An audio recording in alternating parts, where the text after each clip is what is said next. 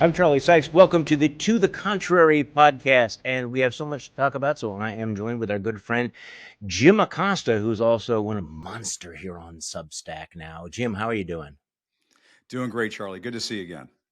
Okay, so you wrote a piece about Air Grift One, the latest Trump scam about the airplane, and I confessed to you right before we started.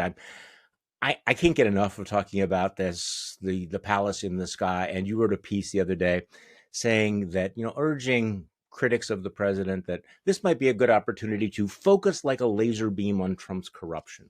So let's Yeah. do that, at least in the beginning here.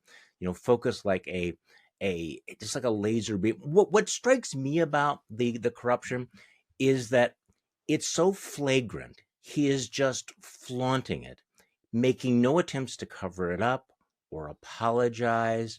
And it becomes more brazen all the time. And Yeah. part of my concern is that people just get numb to it. But so talk to me about Yeah. the plane and how we should focus on it, and whether you think it makes any difference.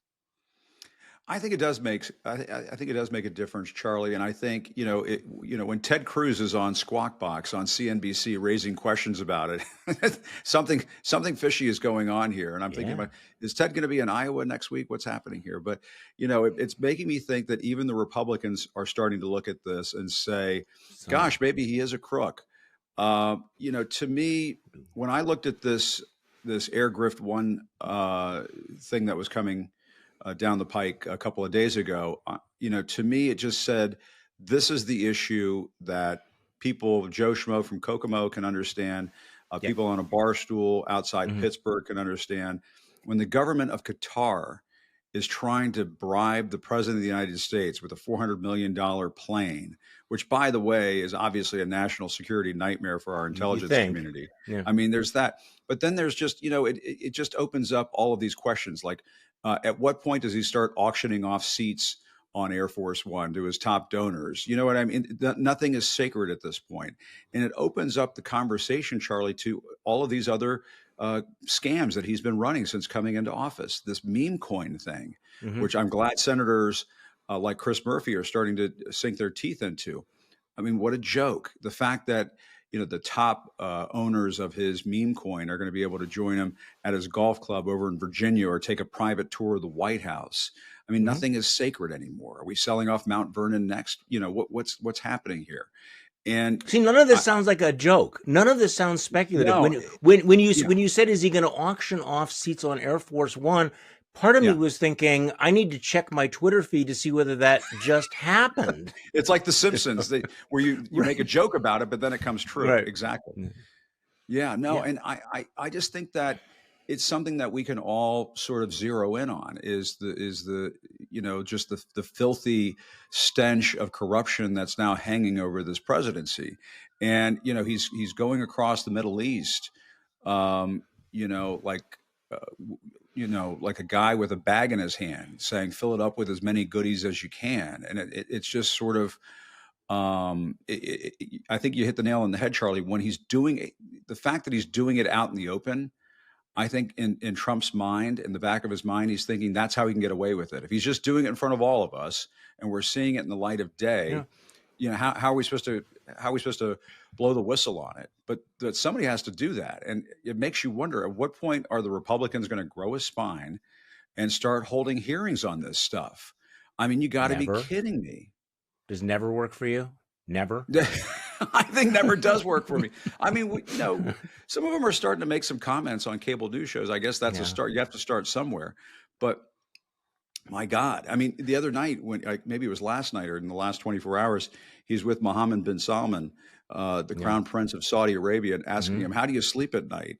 And I'm thinking to myself, well, actually, yes, that is a very good question. How does he sleep at night? But they just all seem to be rolling out the gold leaf red carpet for Donald Trump, and understanding all too well, because they know who he is, that if they shower him with gifts and And it money works. and what Yeah. have you, it works. Okay, so you're a longtime Trump observer, and so let me just throw this Yeah. out at you, because I wanted to get your take on this. You know, we talk about, some of the bumps that he encounters, the fact that he had to blink on the trade war, his polls going down. But I have to tell you, at least as an outsider watching him over the last couple of days, he thinks he's winning. He's having the time of his life, isn't he? Yeah. He thinks he can get away with this. Clearly, he's emboldened. He's emboldened by a Supreme Court that said he was immune. He's emboldened by all of the other institutions that have, bent the knee to him over time. He really does think that he can accept these bribes. If tomorrow the Saudi Arabian king gave him a gold-plated super yacht, he would accept it. He And would. and also, he's so confident I'm just confident that he thinks that he can convince the American people that the corruption is the smart move, right? Is that only Yeah. suckers and losers don't take free things. So right now, he feels he's acting as if he has the wind at his back. What do you think? Am I Yeah. misreading that? He No, I thinks so. think you're That out. doesn't mean he does, but No, he thinks so. I think he thinks that he has a lot of runway to go back to the Air Force One Yeah. business between now and the midterm elections to basically scoop up as much goodies for himself and for his family that he can. It's sort of like those supermarket contests where they start the clock and you just try to shove as many groceries into the grocery cart. That's what he's doing right now, but on the global stage. And at some point, the Republicans are. I think it.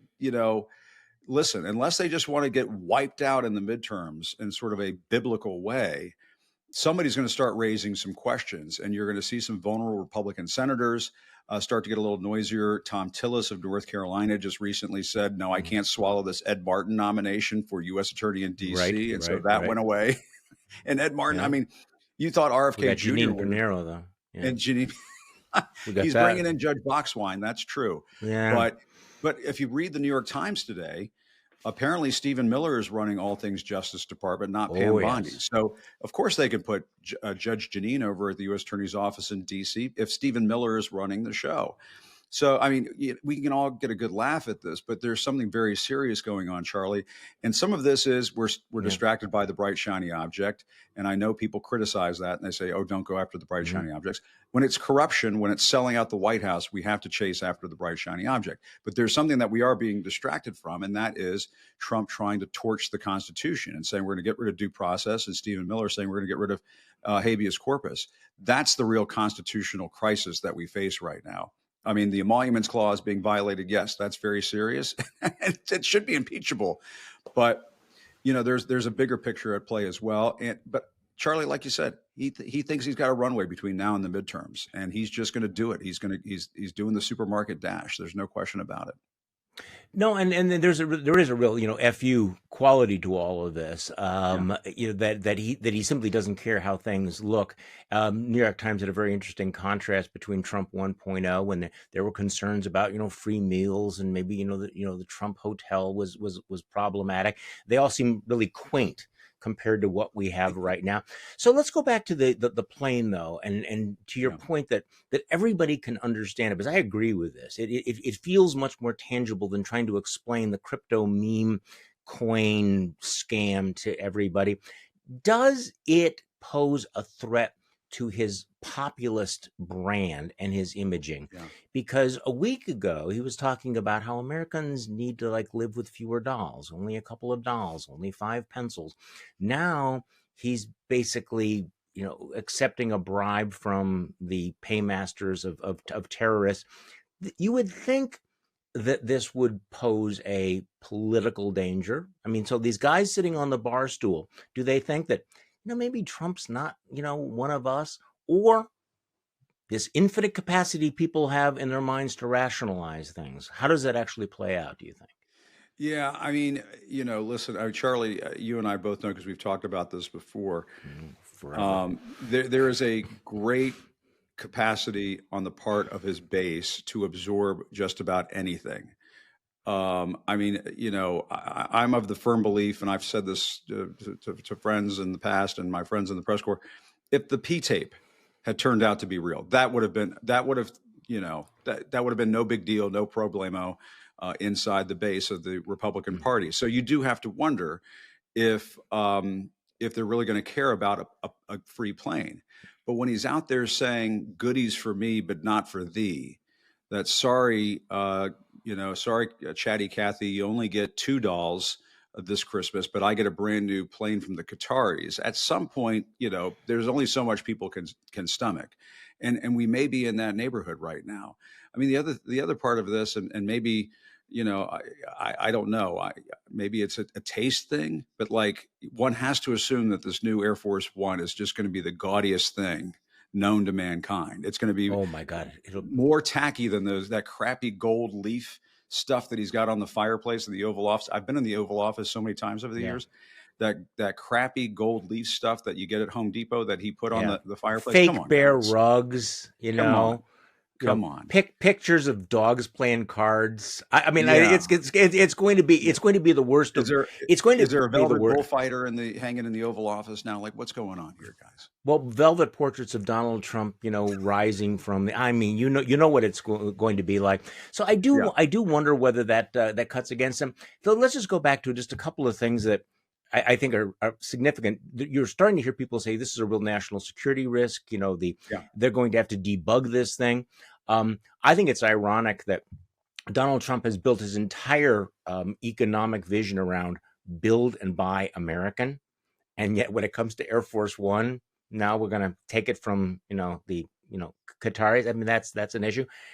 There are also people saying this is just not going to happen because it's going to take so long to retrofit this. So he's taken the political hit, but it's not an absolute certainty that he's going to take delivery of this thing before that window that you described shuts. What do you think? I mean, we don't know.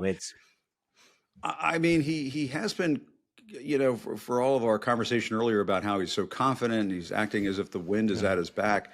I mean, on this tariff issue, if somebody sneezed in Beijing and he caved on tariffs with China, that didn't take very long.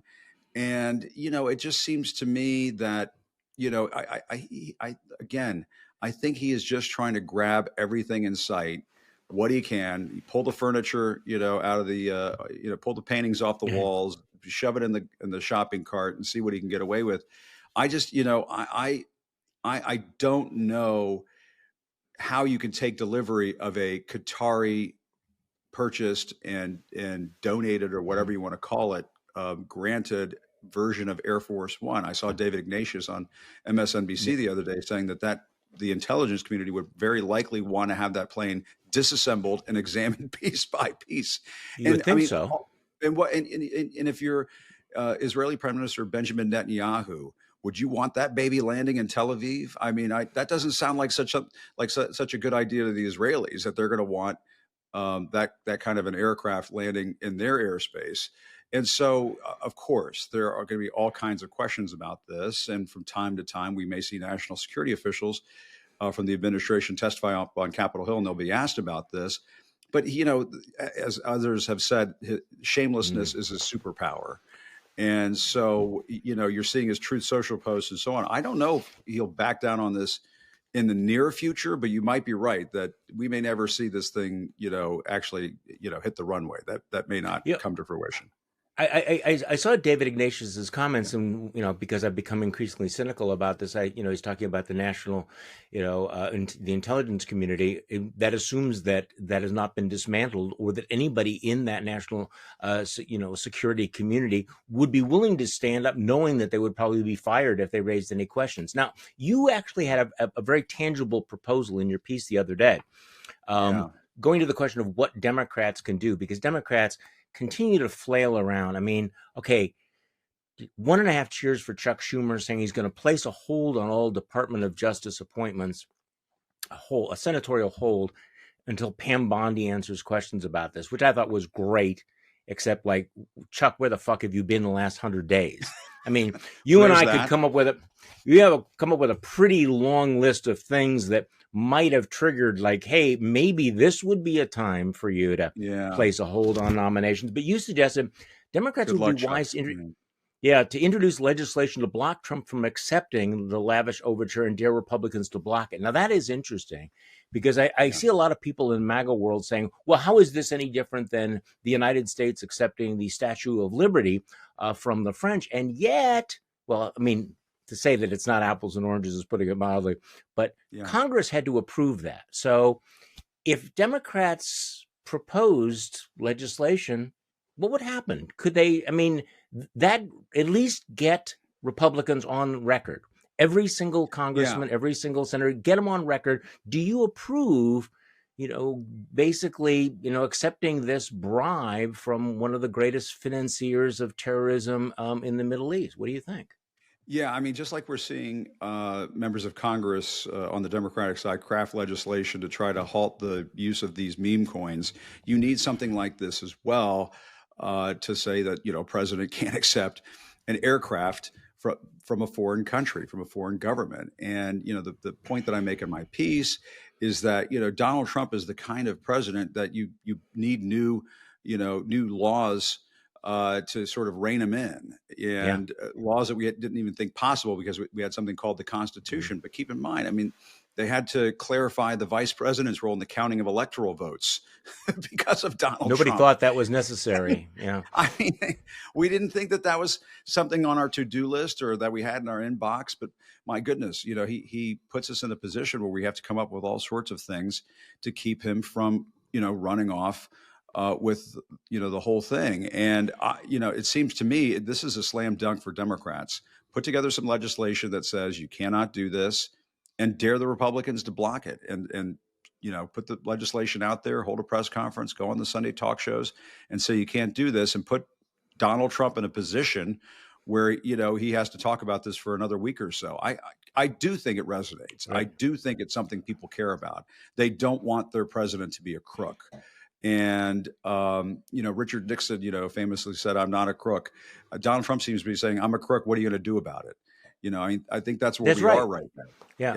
No, I mean, I thought at first I just kind of rolled my eyes when he was trying to compare this to a gimme putt. The great Sam Snead always said, if somebody gives you a putt, you take it, which, by the way, apparently he made that story up as well. I mean, and it's not news, by the way, that Donald Trump cheats at golf. But I was going to say, yeah, that's not news. But it's interesting how he's basically saying, yeah, I'm a crook, and this is the smart play to do.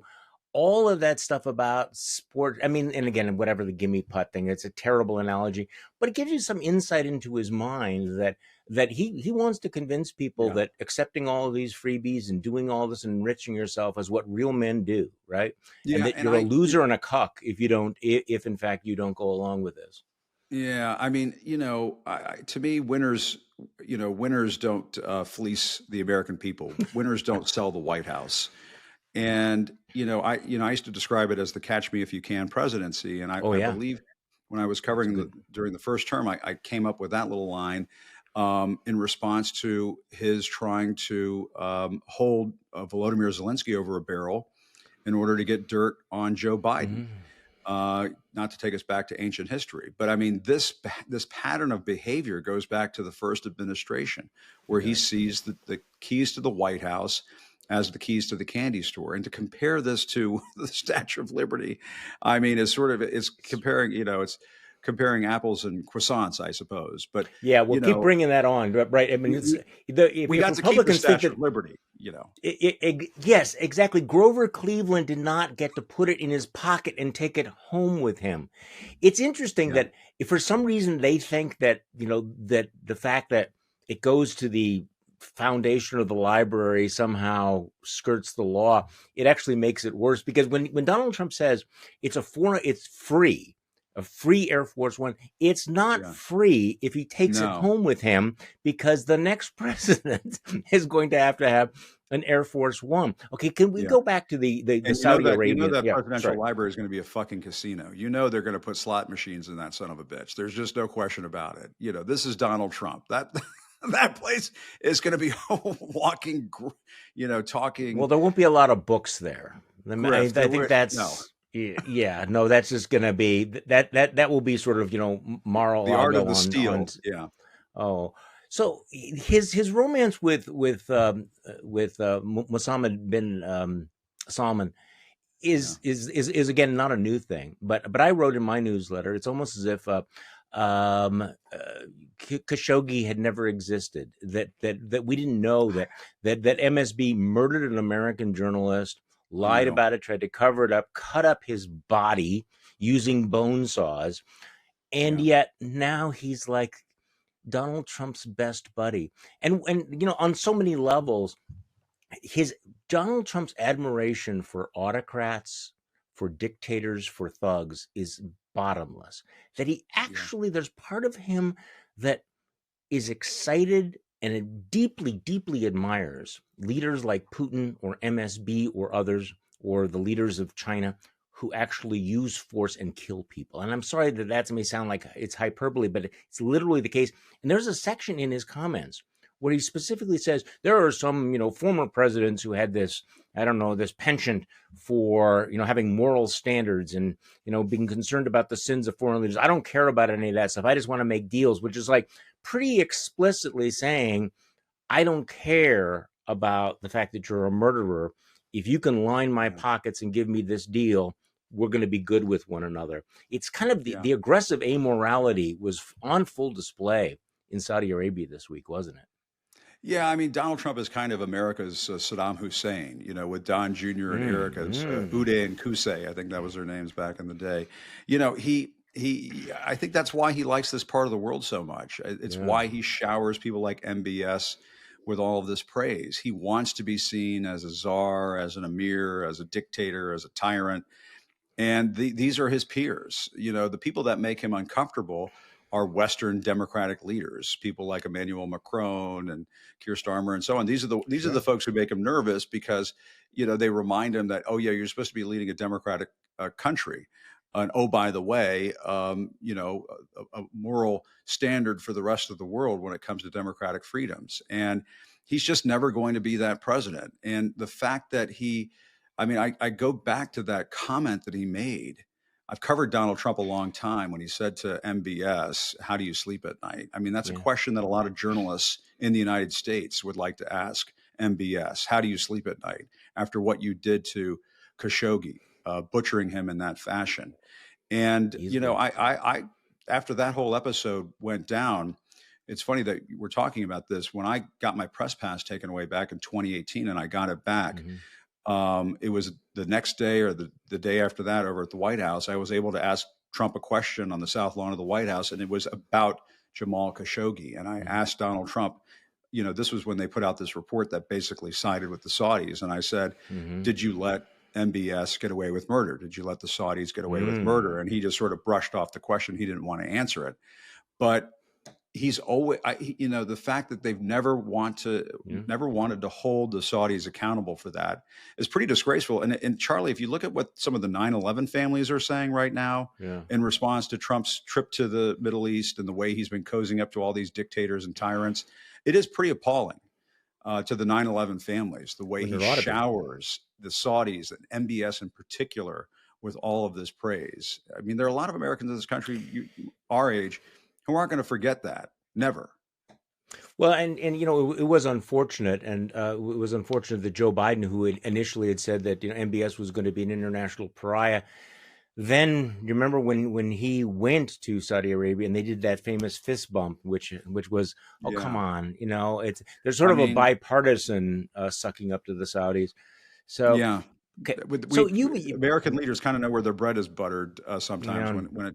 But I would love to see some moral clarity and consistency when it comes to would be taking them nice. on. Honestly, it would be nice. Wouldn't that be refreshing? Would be Where have you gone, shocking. John? Okay, Yeah. you mentioned in passing something that is really, it was one of the more interesting little sort of insider stories that Stephen Miller, this sort of Rasputin-like homunculus who has Donald Trump's ear, that he's the real power behind the Department of Justice. He's been rumored for, I mean, we know that he's basically running deportations in the border and the Department of Homeland Security and all of that. But this report that you were referring to suggests that Pam Bondi is basically just kind of a talking head, that she's sort of out Yeah. there as a figurehead, and that Stephen Miller is the one calling the shots. And to say that Stephen Miller is dangerous is putting it mildly, because you can see that he is also growing in his own self-confidence. The fact that he comes out over the weekend and specifically explicitly says they are seriously considering suspending habeas corpus, They are Yeah. specifically doing something that is rarely done in American history. And now we find out that he's the power behind the Department of Justice. Just give me your thoughts on all of that. I mean, it explains a lot, but it also is an indication that the worst may be yet to come. Yeah, absolutely. And when Stephen Miller, when a White House official is feeling confident enough, ballsy enough to go out in front of the White House and Yeah. say that to the cameras that we're considering doing away with habeas corpus, that should send chills down the spines of every Yeah. red-blooded American. Because if you can't challenge unlawful detention in this country, we're going to be in a world of hurt, Right. people. And if don't buy this line from Stephen Miller and those types over there who say, "Oh, this is just to do with the migrants and so on." I was Mm-mm. talking with Joaquin Castro on my podcast. He recently Right. traveled down to Mexico with a couple of other of his colleagues in the House, and they visited an 11-year-old U.S. citizen who was deported with her family. The little girl has cancer. She has a rare brain tumor. She was deported without her medication, and this is what we are doing, what the United States of America is doing right now, ladies and gentlemen, to U.S. citizen children with cancer. If that doesn't send a chill down your spine, I don't know. I guess check your pulse, call an ambulance. There may be something wrong with you. It is so contrary to the American way of life that it should be something that gets our attention as much or more than the Qataris giving us a free airplane. I mean, honestly, as I have said many times before, Yes. with respect to Donald Trump, your segment of American society may not be in his sights at the moment, but it might be next. And when they're going after migrants in that fashion, and remember, Charlie, when they talked about mass deportations now and all that stuff, for months and months, they were talking about we're going to go after the bangers, we're going to go after the Mm-hmm. criminals, we're going to go after the violent people who shouldn't be in this country, and so on. They're deporting U.S. citizen kids with cancer. They're not giving these families much of a choice. You can either abandon your kids in the United States by themselves and let them fend for themselves, or you get taken out of the country, even if you have cancer. I mean, that should make everybody sick to their stomach. And when Stephen is feeling confident enough to say that in front of the cameras, something's really wrong. And I think it's absolutely right that he's calling the shots over there at the Justice Department, not just there at the Justice Department, but over at the White House, too. I mean, Charlie, you probably saw this the other day. He was in the Oval Office, and he's Mm-hmm. just talking and talking to the cameras. And Marco Rubio is looking over his shoulder like, oh, I guess he's in charge now. Yeah. I mean, wow. Well, and if he becomes the public face of the Trump administration, there might be consequence. Okay, I want to make two slightly Yeah, contradictory points here. Number one, sure. what you're describing is so fundamentally un-American and so dangerous in terms of the Constitution that I frankly do not care what the polls say. I don't care whether the Right. American people support it or not. The political fallout is secondary to the substance of this. Having said that, it is interesting that people like Donald Trump and Stephen Miller were absolutely confident that their mass deportation policies were going to be very popular, that this was going to be the heart of their appeal. And yet, these stories, like the one you're describing, are increasingly becoming the face of the mass deportation. And as when people hear these stories, there does seem to be a revulsion. I mean, that people do get this. I mean, the Yeah. polls on Obrego Garcia, the Maryland man who's down in El Salvador, by the way, still there. I mean, Yeah. he is still there despite the Supreme Court decision. But those In a polls would gulag. suggest Yeah. in a gulag Yeah. that in fact this is cutting through and that this is not playing. And every time you hear a story about masked ICE agents, I mean masked secret police taking people off the streets, Yeah. arresting them and threatening to deport them. In one case, an international student for writing an op-ed piece. Th- Right. this this strikes me as the id of Stephen Miller that is actually undermining the Trump administration's position on all of this. And there is a backlash, a legitimate I agree. backlash. I agree, Charlie. And what the Democrats need and what democracy loving Mhm. Republicans and centrists need is they need an alternate story to tell the Yes, American people about. right. And I talked about this on my show yesterday. I've talked about it before. I'll relay it to you. I'll do it very quickly. My dad is a Cuban refugee. He came to Mm-hmm. this Mm-hmm. country 3 weeks before the Cuban Missile Crisis. He and my grandmother, they first landed in Miami. Then they ended up in Northern Virginia, right outside Washington, D.C. And my dad tells the story about growing up in Vienna, Virginia, and he was in elementary school, and he remembers the teacher who would pull him out of the classroom every day to teach him how to read and write. He remembers the Presbyterian church in Vienna that gave my grandmother and he coats and sweaters so they could get through their first DC area winter. And so that's the immigrant experience that I was taught about growing up, that we're supposed to be kind and caring and Mm-hmm. Mm-hmm. compassionate and welcoming to newcomers to this country. My dad worked at Safeway grocery stores for 40 years, worked until he couldn't stand up anymore, paid taxes, paid Social Security, paid Medicare. Now he's enjoying his retirement. He did okay. He was in a union, and so on. That too is the immigrant experience in America. And it's not just the MS-13 gangbangers, the rapists, and the criminals that Donald Trump likes to talk about. It's also these little kids like that 11-year-old I was telling you about that Joaquin Castro visited, or the 4-year-old Honduran boy who had cancer who was deported with his mother a few weeks ago. People say, oh, Abrego Garcia, well, I don't know if he's such a great guy or whatever. That's not the totality of the No. immigrant population in this country. There are lots of people who are just like my dad. They came over here, they worked their butts off, they raised kids. Are they perfect? Probably not, but did okay in life and is now, um, living out his golden years in the country that is now his home. And that's who we are. We talked And about the that's the Statue of real Liberty America. earlier. That's who Yeah. we are. That's us. Yeah. That's us. Yeah. That's us as a country. And that's who we are. And we're not this cruel and nasty and cynical and monstrous place that scoops up little kids and grabs them from their parents and throws them in a country that they've never lived in before. That's not who we are. And I think the Democrats have to get passionate and start talking about those stories, that experience. Get out there, get at it, get after it. I mean, yeah, Chuck Schumer, you can hold up this nomination or you can do this, that, and the other thing. The public is craving somebody to grab us by the shirt collars and say, no, this is not the way. There's another way. There's a better way. So, so I radically agree with you, but Yeah, I want to push back a little bit. I agree with you sure. because I think that almost everybody that I know has an immigrant story. My grandparents, great Sure. grandparents, came here. My great great grandfather, I have his portrait up in my in my living room. This is the story of America. I mean, the Statue of Yeah. Liberty is the symbol, but what is it a symbol of? It's a symbol of the fact that we are a welcoming country. So there's not a Exactly. real America and an immigrant America. That is the real America.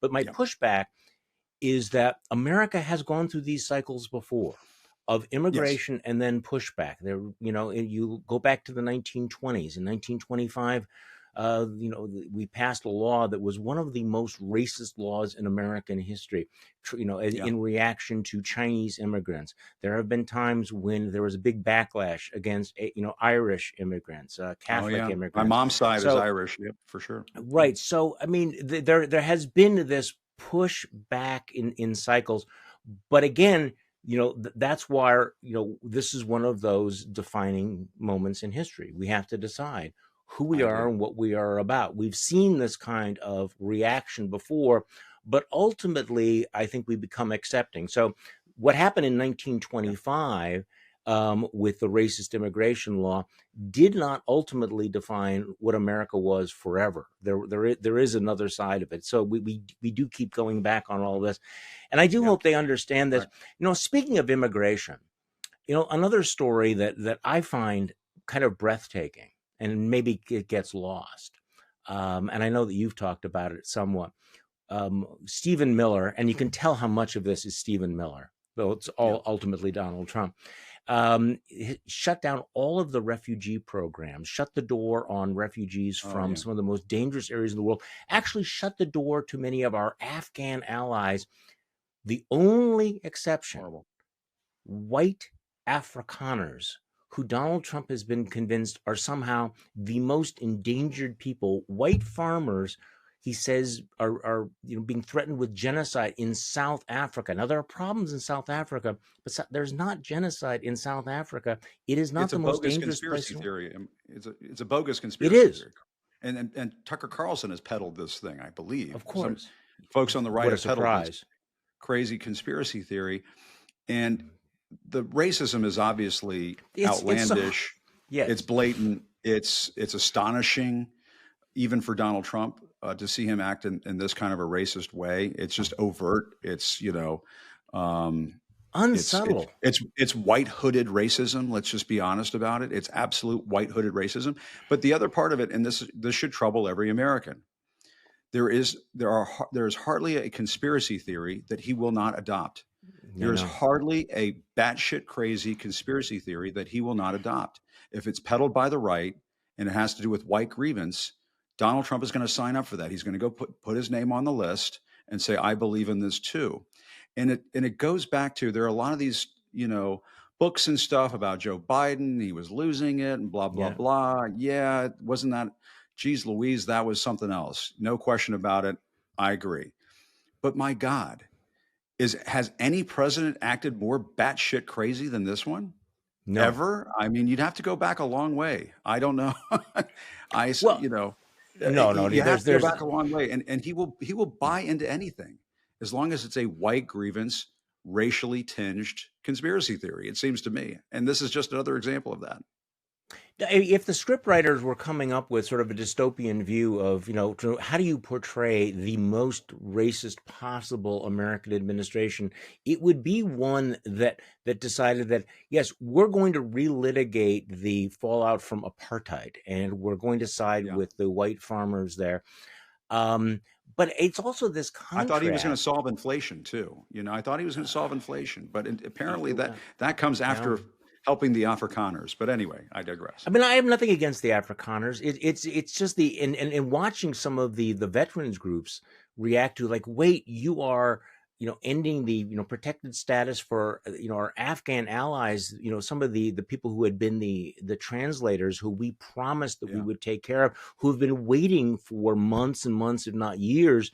That he And campaigned on over and over again on the campaign yeah. trail. But anyway, yeah. So if you are white, you're going. I mean, again, it's the lack of subtlety about it, and unfortunately, because I'm getting sick of using the term, the zone is flooded. That one story, which is so deeply revealing.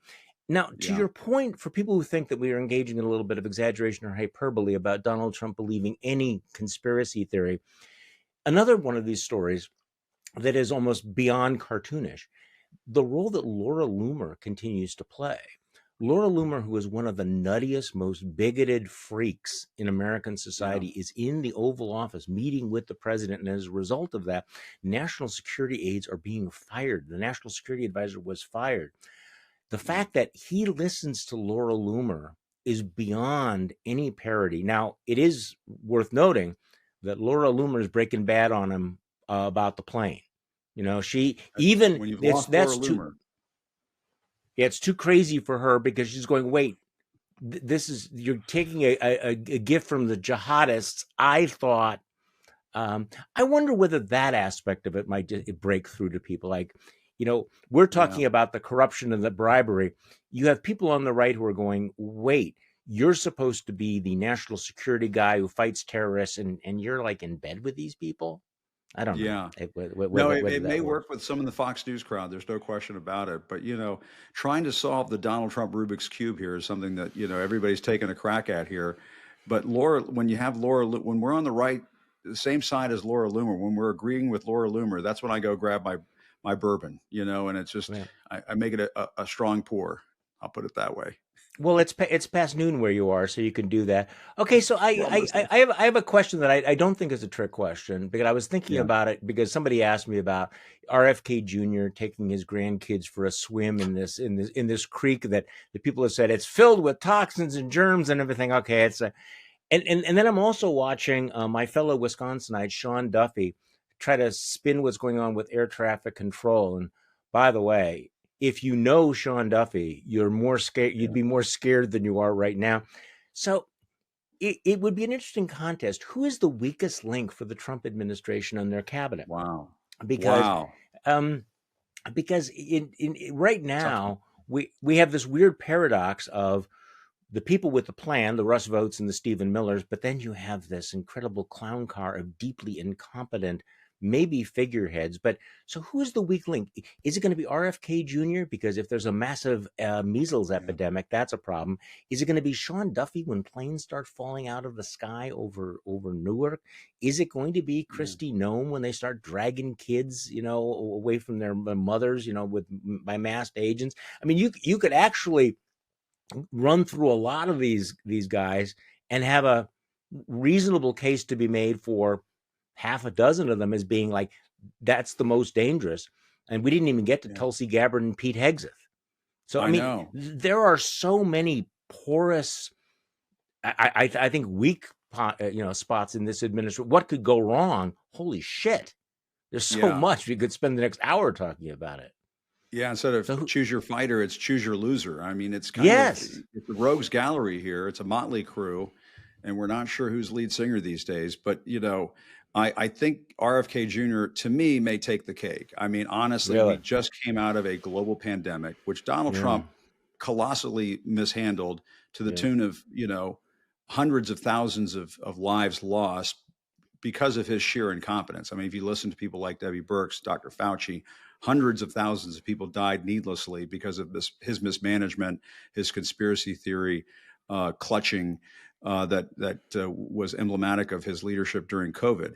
And to me, it is the height of irresponsibility to put a quack like Robert F. Kennedy I Jr. in agree. charge of the nation's public health. And I think what crystallizes it, sometimes it's an Air Force One from the Qataris that crystallizes it for some people. For others, it may be RFK Jr. taking his grandkids swimming in Rock Creek Park. And listen, I grew up in the Washington D.C. area. I grew up knowing you cannot go boating. You can go boating on the Potomac River. You cannot go swimming in the Potomac River. The National Park Service will tell you you can get E. coli and get very sick or die if you take a gulp of that water. Same goes for Rock Creek Park. Yes, it's a national park, but that creek is running through an urban environment. There's so much E. coli and God knows what in those creeks, and he should know that. But I don't know. Does he think he might stumble upon a bear carcass? I mean, is that what he's thinking? He might have left Tramping one. about in Rock Creek Park. But to me, all kidding aside, when he is out there not giving full-throated endorsements for vaccines, when he's putting out cockamamie ideas about the measles, when they're talking about taking the fluoride out of the water, this is somebody who can do great harm to our country. And he is there because, again, Donald Trump Will believe anything. he will believe anything. And there's a part of me that thinks that he sees RFK Jr. in that position as kind of a troll, as sort of a I gotcha. People in public health, take that, Dr. Fauci, take that, Dr. Yeah. Birx. I'm going to put RFK Jr. in there and have him wreak havoc. And it is just the height of irresponsibility. And I think at the end of the day, lives will be lost because of the kookery that he brings to the table. Well, I also think he just likes the fact that he has a Kennedy working for him, that he's Robert F. Kennedy, that he's Well, there's that that he too. Yeah, that he I've got that to see. I'm good with some celebrities. yeah. So we'll have to have a conversation in a couple of weeks about what's happening in Congress. I haven't focused enough on it, whether or not we're going to get that big beautiful bill, and whether or not Republicans are going to be able to square the circle. Because I don't know. I was told about 5 minutes ago that the tariffs were going to bring in so much money that we could abolish the income tax, and now apparently that's off the table, and they have to figure out how to cut Medicaid without anybody noticing, and all of those things that are going on. It's interesting that Donald Trump was Apparently, actually Josh floating the Hawley's idea of, raised a fist against cutting Medicaid. I don't know if you saw that, well, but that's interesting. yeah. And apparently they push back on, again, the suggestion about actually raising taxes on millionaires and billionaires. But it was interesting that Trump even thought about all that. But the one thing that's increasingly clear is the whole Elon Musk Doge thing was one of the great performative fiascos of all time, because everybody's now like looking at these savings and going, actually, that despite all the chaos, despite the damage, despite everything, you cut like what, some infinitesimal percentage of the federal budget. And I Yeah. suppose there's a reason why we're not hearing much about Elon Musk anymore. And Everywhere I go in DC, I see a Tesla, and it says, "I got this oh, Tesla before Elon Musk went crazy." oh, really? Everybody, he is. Yeah, I hope he didn't buy any real estate when he was here because, you know, he's But not beloved. so could you get a Tesla like used pretty cheap in Washington I think you D.C.? I could. don't think I think you know. they'll pay you to buy one. I think if you're in the market for a Tesla, come to a dealership in the Washington D.C. area. I hear they're giving them away. So Yeah, yeah, no, brilliant Doge marketing. Doge was not exactly his best marketing ploy. No, it wasn't, and it will be interesting to read the accounts when people finally tally up what a complete fraud that whole thing Yeah, was. Jim Acosta, it is always a pleasure talking with you. You can you see bet. Jim. You do videos pretty much every day, don't you, on the Jim Acosta Show right here on Pretty Substack? much. The news Pretty never much. stops, although I occasionally do. But we try to do it every day, four Yeah. o'clock Eastern on Substack, a little bit later on YouTube. And please tune in. And it's always great to be with you, Charlie. Yeah, well, work-life balance, Jim. Work-life balance. I'm Exactly. just saying. Thank you all for listening to this episode of To the Contrary podcast. I'm Charlie Sykes. You know why we do this? Because more than ever, it is important to remind ourselves that we are not the crazy ones. Thanks.